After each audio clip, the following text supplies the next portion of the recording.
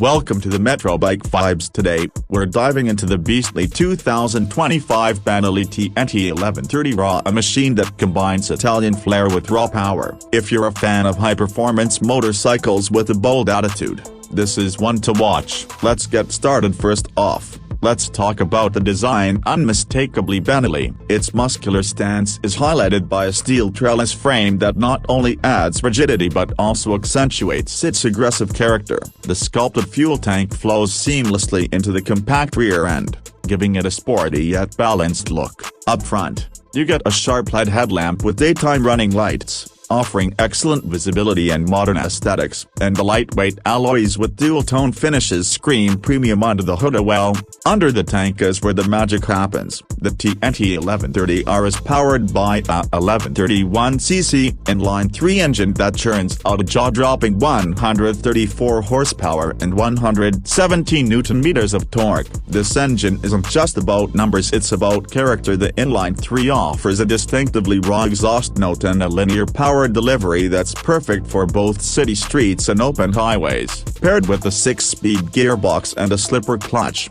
shifting is buttery smooth, even under aggressive downshifting.